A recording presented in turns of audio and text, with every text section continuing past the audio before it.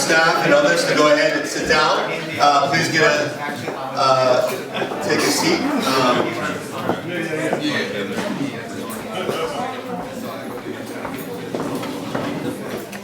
So we're in true organizing style. We're going to promise to get you out of here on or before time.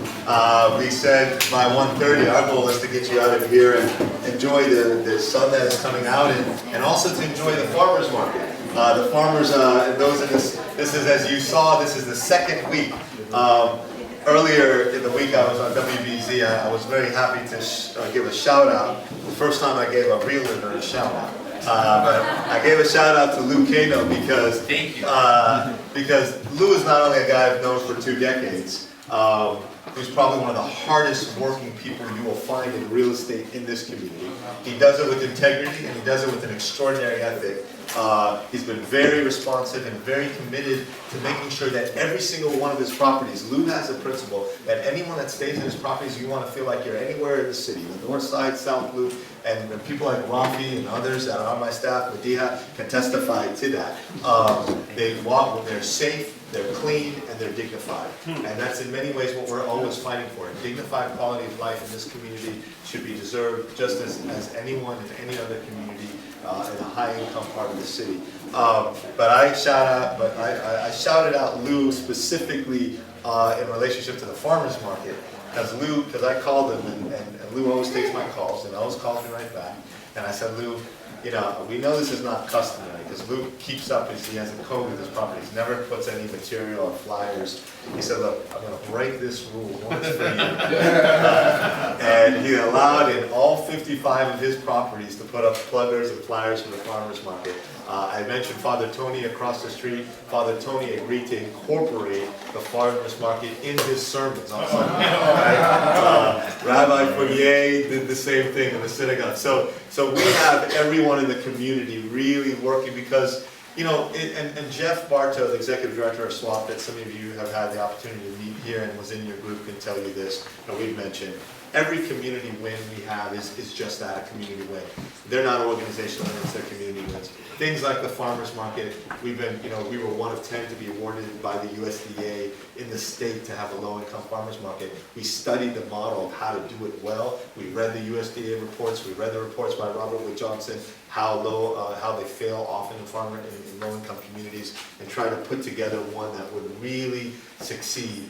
And we know, so this is the second one you see going on there. The last Sunday was the inaugural farmers market. So we know it's going to take a larger community effort. You see kind of Latino folks out there, you see Black, a lot of it. And then we're going to ask our brothers and sisters from the burbs, from Hyde Park, to come once a week to buy some of your produce from the farmers market, to support it, to make this thrive. And so we're really appreciative of many of you, and so we're going to give you time to go out there and to make sure the farmers, I had one farmer that said, the people didn't like kale. Make sure you buy all their kale, right? Any residual kale and others, But these are organic farmers. These are guys that, we have one farmer out there that literally just, the African-American Muslim farmer from Kankakee, right? Yeah. And some of you know the tradition of African-American farming in Kankakee. I'm sure Congressman Davis can say a word about that. And the fact that we have these farms, by low-income communities of color, they're really trying to do the right thing, make us eat wholesome, organic, natural food, and prophetically, we believe, that what you put in your food in your body affects every aspect of your being. So this is about really more than just, one vendor or the other. Without further ado, you heard Ali introduce a congressman. I'll just say a word or two about him.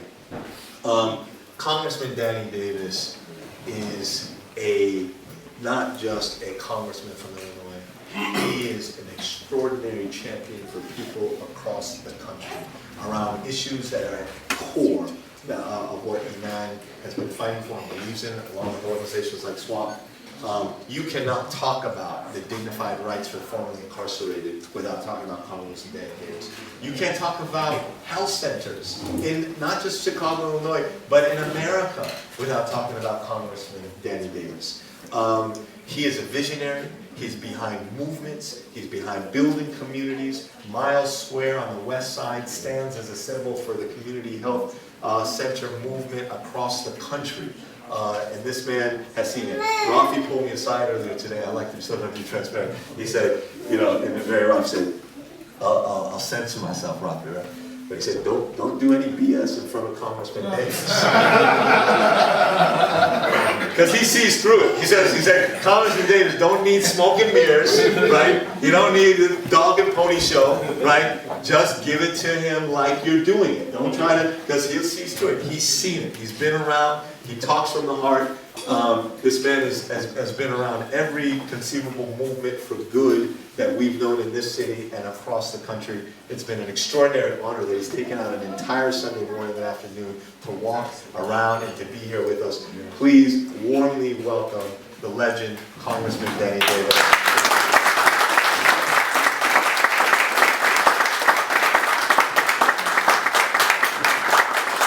Thank you.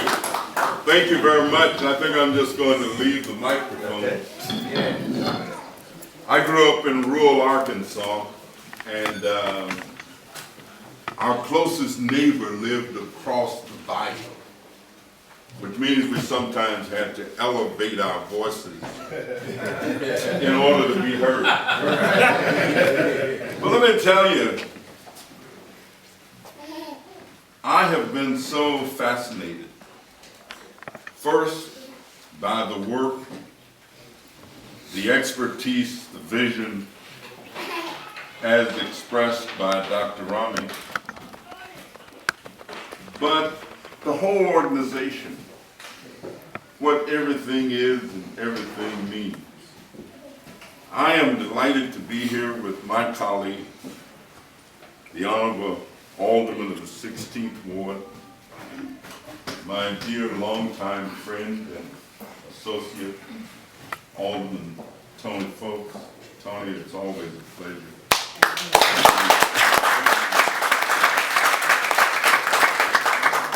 And I thought of one of my favorite expressions that simply says that I sought my soul, and my soul I could not see. I sought my God, and he eluded me.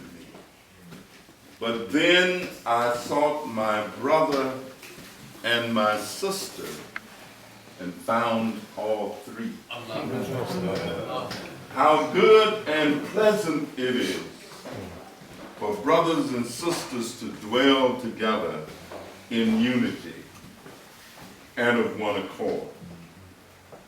It is so good for me to see my longtime friend and an absolute leader in the Chicago community, especially in the fields of education and community development, who is a member of your board, former president of City Colleges, Clyde Elamine.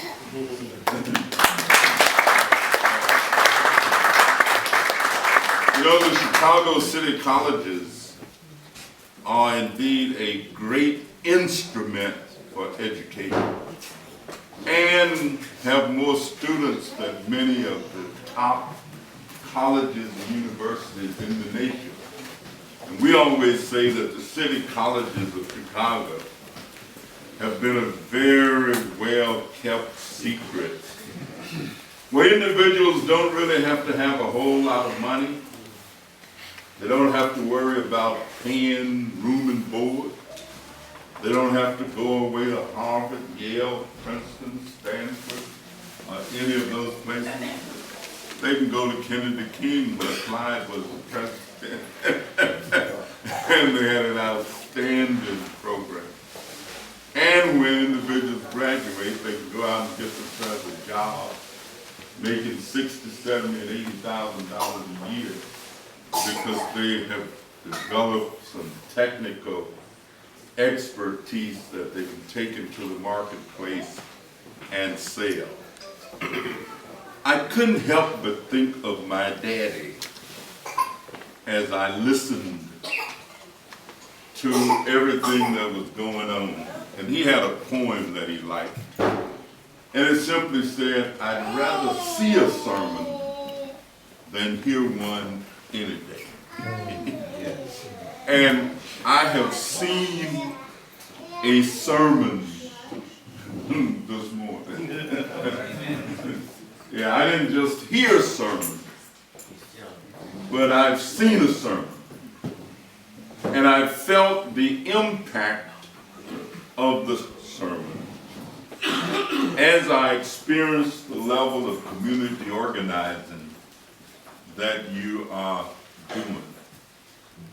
Every time I get ready to say that I think I'm about ready to move into another phase of life, maybe not run for public office and not pursue public office, maybe sit down and write a book or something, I come into contact with something that gets the juices flowing, that keeps the movement going, that keeps the fire burning. When I see houses being reclaimed, redeveloped, and becoming places where individuals can live and enjoy life, that's community development. When I hear people talk about reentry, not just talk about it, but who do it. I just happen to be going to Statesville in the next few days to give a speech to inmates in the penitentiary. And I've actually gone to penitentiaries all over the country and given speeches to inmates. And of course, there's always a disproportionate number of population groups, men, always more men. And there are always more blacks and Hispanics. Although I must confess that the fastest growing part of the prison population are becoming young African American women. And so when I see an organization doing things that will provide cultural enrichment to young people so that they can grow up knowing and understanding and being a part of something that will keep them from ever going into the correction facility. I know that some people had, and the minister said, you know, I was kind of skeptical about inviting Minister Farrakhan to come and speak at our 30th year anniversary. And of course, Minister Farrakhan said, well, I don't know why you would have been skeptical.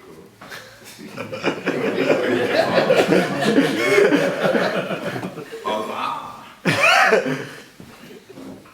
You know, he says, they asked me how much was my honorarium.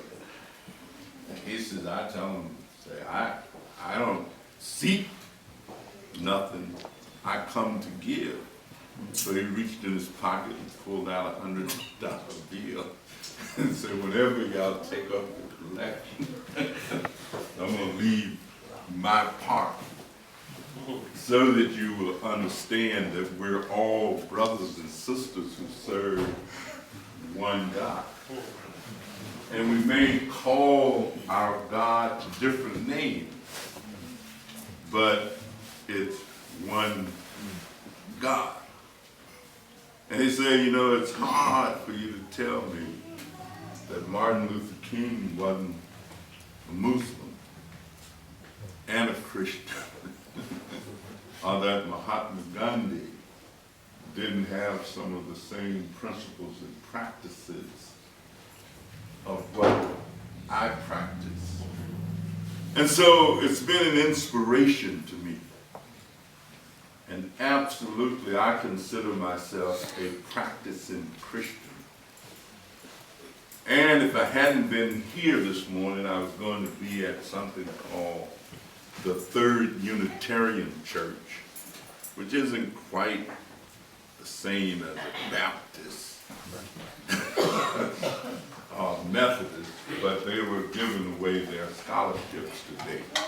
And they had 26 scholarships they were going to give to students $1,000 each, and I usually go there every year whenever they have it. But I said, well, I guess I'll go and have a different kind of experience. I've eaten all that I could, didn't have no turnip greens. They didn't have any hot water cornbread. Maybe the next time I come, they'll mix a little bit of that in.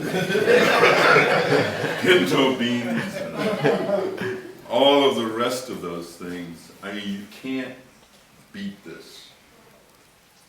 The boy on the street would say you can't beat this with a stick. People of different races, ethnicities, and backgrounds, knowing that the only difference that exists among us is we may have come from different heritages, different backgrounds. A friend of mine used to say that we all may have come in different ships, but right now we're all in the same boat. And we're in this boat called America. And we're in this boat of trying to help shape and mold our country and our society into a better world. We're in this boat where young people, and I'm so delighted to see young people who are part of this interaction. Because as I was listening earlier, it had not occurred to me, someone was talking about the Hebrew boys, and the preacher called them teenagers, that Meshach, and Abednego. Some people say a bad Negro. But they were walking around in the fire furnace. It never had occurred to me that they were teenagers. It just never, which means that you don't have to be old and ancient before you become relevant. That you don't have to have gray hair and a walking stick, although ain't nothing wrong with having it. And so I thank you for this experience. I thank you for the opportunity to feel and to see and to know. I always say that I represent some of the greatest diversity in Chicago because I represent the Gold Coast, the richest people in town. I represent the Magnificent Mile, people along Michigan Avenue, Water Tower Place.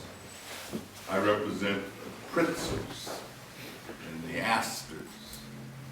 I represent people who have so much money, some of them, they don't know how to count it. They have to hire people to count it. I represent all of what downtown Chicago is designed to be the futures industry, the big banks, home of major corporate entities. I also represent more hospitals in a congressional district than any other single member of the United States House of Representatives. There are 24 hospitals in the geographic area that is called mine. I represent more community health centers, and we will celebrate the 50th anniversary this year. We're already celebrating. These things have been in effect now for 50 years. And we're celebrating that. And so when I hear you talk about establishing a federally qualified community health center in this area so that the people can experience the benefits of public resources, hopefully to get some of the best health care that can be provided to them in America. That warms my heart. boy on the street would say, "Enough said, go ahead." So let me in. People who know me know that I just love poetry. I mean, poets have a way of, actually the next place I'm going, people have actually given me a poem. I'm going to be with a group of cancer survivors. And they've actually given me a poem that they want me to read at the gathering. But this one is not really about just surviving. It's about life. And it really says that life can become for each and every one of us whatever it is that we endeavor to make life be. That if we believe in ourselves, if we're willing to work hard in pursuit of whatever that determination is that we want to see happen. The poet said it this way. He said that I bargained with life for a penny, and life would pay no more. However, I begged at evening time when I counted my scanty store. He said, but I found that life is a just employer. He gives you what you ask.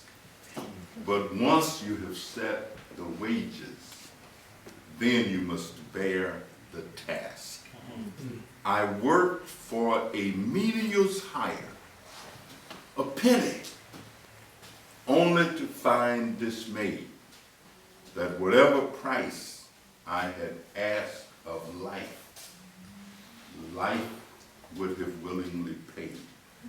Whatever you put into it, that's what you get out of it. You are putting a great deal into this community. And I know that people will be experiencing and reaping the benefits for years and years and years and years to come. So in the words of a benediction, God bless you. God keep you. And keep on with the great work that you're doing. Amen. Thank you.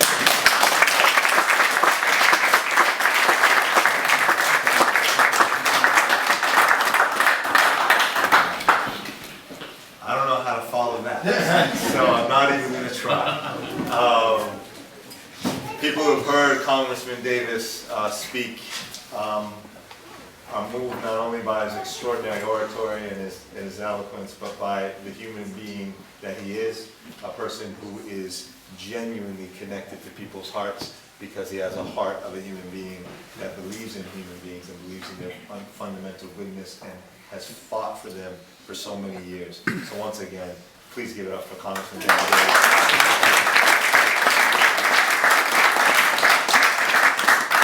I don't want to take that much more time, but I do want to say a couple of things before I say a couple comments and then turn it over to a special guest and close us out with a dua and reflection.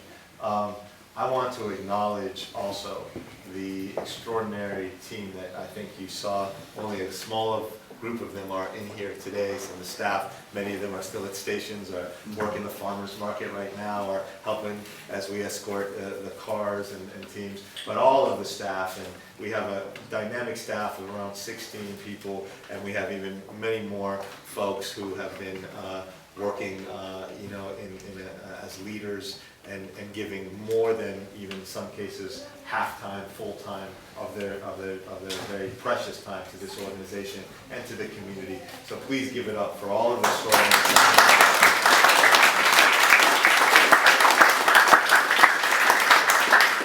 You heard from, of course, Alia Bilal, and a lot of you have got to know Alia over the years, and in many ways she's kind of part of what you've invested in at Iman. You've invested in people like Alia, a young sister who came to us as a high school student initially and got involved right after college, and now is a senior staff member, a director that works with, among other directors and managers here, that in many ways drives the work, completes my sentences before I have a chance, and oftentimes can tell me just to sit down and she can take care of it. So having people like that, and Shamar and Altaf, and just all the extraordinary people you met, Michelle, Dr. Anderson. I mean, this is what you're investing in, and I will partly want to just. This is an opportunity for us once a year for a small group of people who continue to believe in our work, others who we'd like to continue to remain connected, to see the investment. We know, as Rafi will remind us and others, we've got a lot of more work, and Jeff, to do in this community. We know that we're under no illusions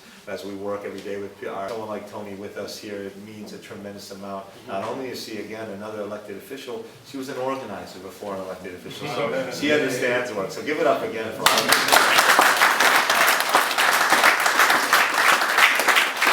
Sent an invite to her, she didn't get it, but so I sent a text to her yesterday. She cleared a schedule in 24 hours notice to be with us today. I mean, off a text. And that's just the human being she is. People who believe in the work, and it's because you've invested in it. You've invested in it with your dua, you've invested in it with your resources, you've kept us in mind, you've kept this organization and community, and in many ways, I think you see a model that we're trying to grow.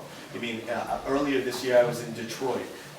Brother Rafi and others were trying to get there before then, along with some of our leaders, Mark Crane. We have the legendary Mo Baba from Detroit, who's now here in Chicago. And these are leaders that saw that, you know, some of the models that Iman is trying to develop are needed in places like Detroit, in Atlanta. And it's not because we know we sit on the shoulders of extraordinary people. Iman would not be here. Sister Layla Muhammad couldn't be here. She was out of town. Her father, the late Imam Muhammad Muhammad, who spoke in Marquette Park for the first time with us collectively, taking it to the streets. These legendary folks who have been putting it down in this country literally for decades, since the early, part of the 20th century. Iman, rest is not possible without the extraordinary legacy that people have left before us. And we're trying to be responsible to that legacy, accountable, and begging the Most High every day to allow us to be worthy of that task, to continue to move forward, continue to create models that are relevant for people, our brothers and sisters in places like with Imam Makram,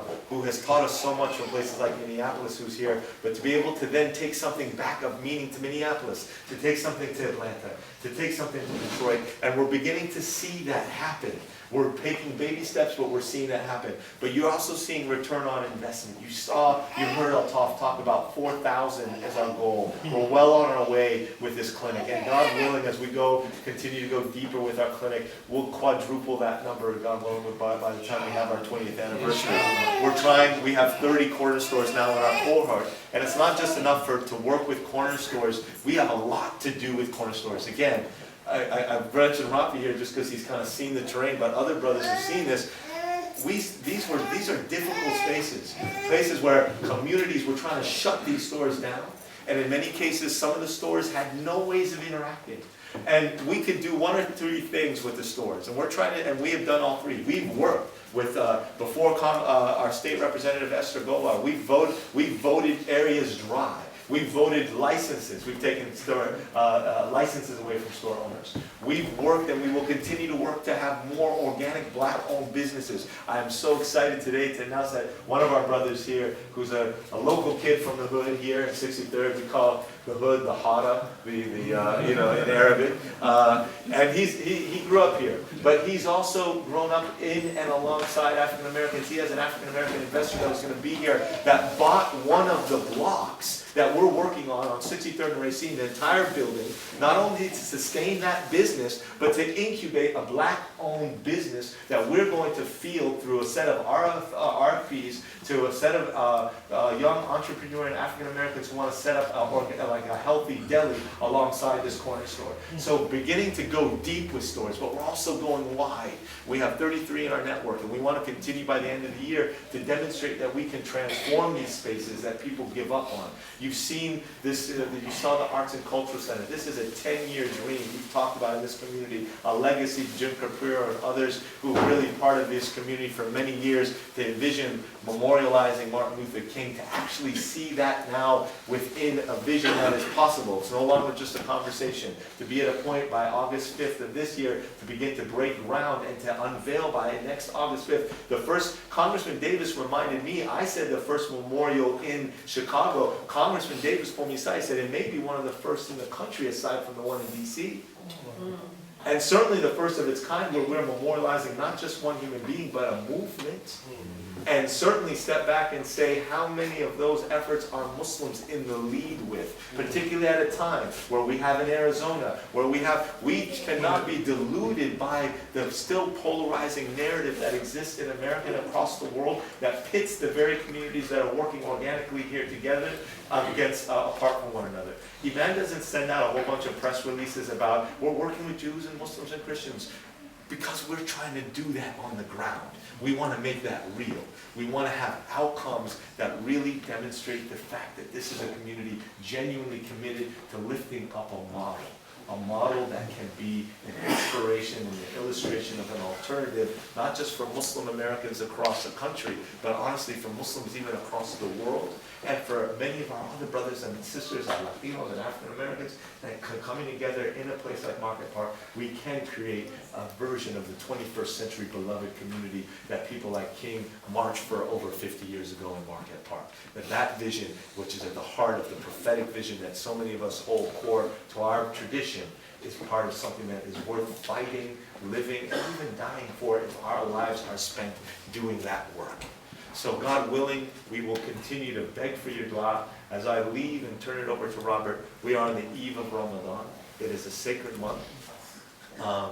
We will, in the month of Ramadan, be calling on all of you to continue to support Iman. First and foremost with your prayers. And honestly, Sheikh Abed once called me after talking to a family member that was literally sitting at the Kaaba. You remember that call? Sitting in Mecca, right?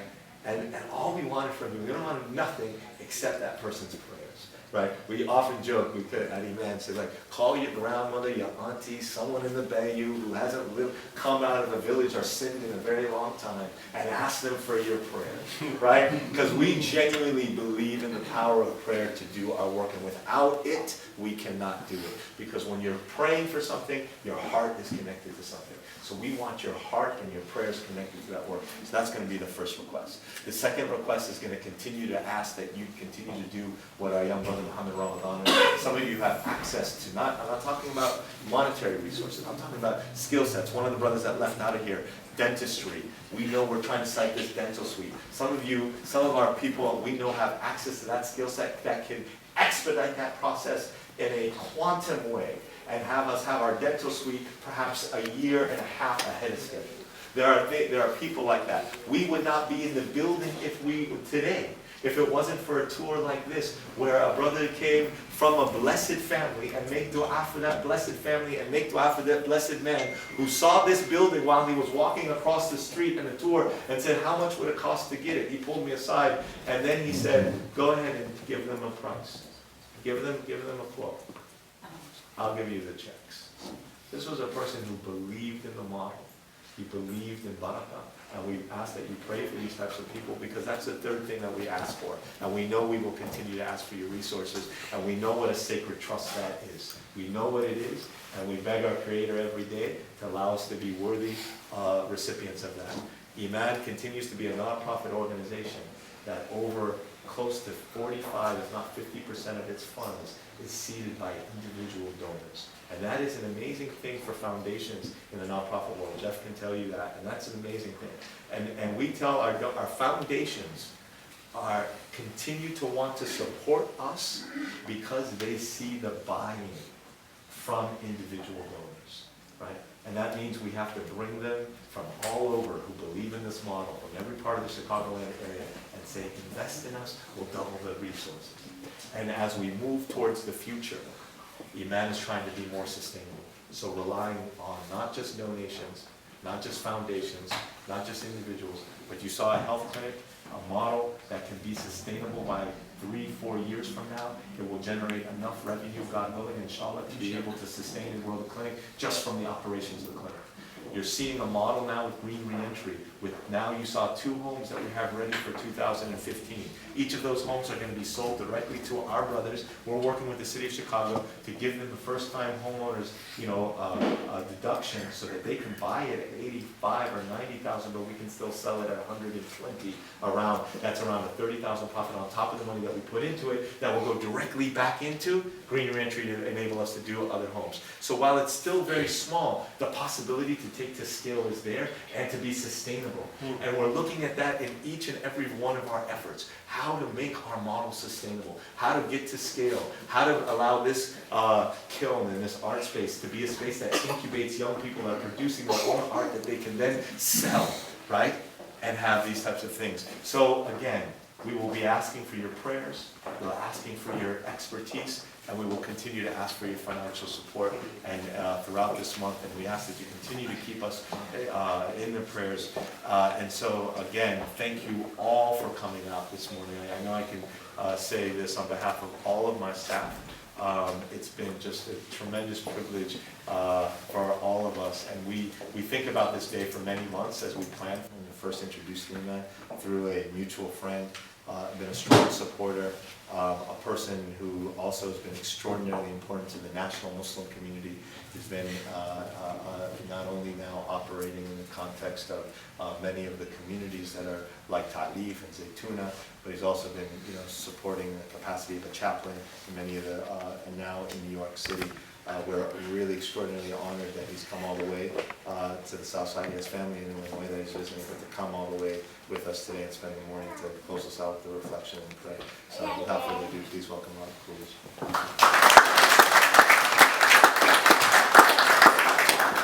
Assalamu alaikum. Peace be upon all of you. As many of you may know, it is common tradition for Muslims to end gatherings with the recitation of the 103rd chapter of the Quran, Surah Al-Asr, the chapter of time. So I'll recite that, make a few reflections, and then we'll close with a short prayer. أعوذ بالله من الشيطان الرجيم بسم الله الرحمن الرحيم والعصر إن الإنسان لفي خسر إلا الذين آمنوا وعملوا الصالحات وتواصوا بالحق وتواصوا بالصبر صدق الله العظيم. In the name of God, the source of all compassion and mercy, by the passage of time, surely humanity is in a state of loss, except those who believe and do righteous deeds, and encourage one another to truth, and encourage one another to patience. I became Muslim in 1998, in the fall semester of my sophomore year at an Ivy League university. And the winter break, my first time back in my hometown of Chicago as a Muslim, I ended up at the inner city Islamic Center, 53rd and Justine, which was an old property of Iman. And I can tell you, you probably figured out by now that I didn't grow up in this neighborhood. It was Islam that brought me to 53rd and Justine. It was Islam that brought me into the company of Rami, and then subsequently into the company of so many of you that I've met before and seen. And as the Congressman said, a sermon that you see is more powerful than a sermon that you hear. And so being here today is seeing a sermon in all of your faces and all of the work that you do, because we need to encourage one another to truth. We need to encourage one another to patience. We need to, in those moments when we think of literally or metaphorically retiring, as the Congressman was talking about, to feel those juices flow once again. And this is not just our condition, this is the condition of the people that were around the best of creation, sallallahu alayhi wa sallam, and blessings and peace be upon him and his family. But they came to him and said, we feel like hypocrites. And he said, why do you feel like hypocrites? And they said, when we're with you, it's as if we can see heaven, we can see the hell. We want to strive with everything we have, give everything we have for truth. But then we go home, play with our kids, with our family, our jobs, everyday life. And we forget all about that. And he calmed them down and he said that's okay. But he encouraged them to continue to strive for that state where they may be in a mindfulness of the oneness of God and the oneness of humanity at all times. But we can only get there through moments like this. Through moments where that verse of Quran about encouraging one another to truth and encouraging one another to patience and to perseverance becomes real in the faces in each and every single one of you. And the recognition that even though it's easy for me, and I'm sure easy for many of you to forget about our responsibilities to each other, that we come back and we recognize that there was a reason that almost 17 years ago I ended up getting connected with Iman. And there's a reason why approximately 17 years later, I'm coming back into all of your company. And so we take these moments to be thankful to our Creator, the one who created all of us differently, but the one who also made real connections between us and brought us together in this time and in this place for a purpose and a depth known only in its fullness to Him, that we honor that. We honor that reality, we honor that decree, and we simply and hopefully sincerely pray that God showers His tawfiq, His providence, His divine success upon the work that Iman is doing. And that everything that the people who have supported Iman, whether they be donors, whether they be community partners, whether they be volunteers, in whatever capacity, that everything that anyone has ever done for Iman is accepted by the divine and is a seed that it grows for all eternity. And that the connections that we feel with each other through Iman are real, loving, and sincere connections which will only grow for all eternity. And that no matter what challenges that come to us as individuals, as organizations, or as communities, that when we remember that God is Al-Fatah, the remover of all difficulties, the opener of all doors, that there is truly no one to really fear, no one to really worry about other than our own selves and our own capacity to forget about the fact that we can do more, that we can strive harder, and that we can renew those bonds of brotherhood and those bonds of sisterhood with each other, no matter what may be our conception of the divides that keep us apart. So it's my honor to be here. It's my honor to be someone who's included in Iman. And I ask the Creator of all things, in all moments, in all times, in all places, in all peoples, in all languages, that He bless Iman eternally with the blessing and the seal of the Prophet Muhammad sallallahu alaihi wasallam, and that be something that flows through everything that you do and that we do with you, because that is why I'm here. That is why I'm here. Because I see in these moments a reflection of something that drew me to the yearning for the beloved of Allah, the beloved of God, sallallahu alaihi wasallam. And so may that always be present in these gatherings. May that always be present in the work you do.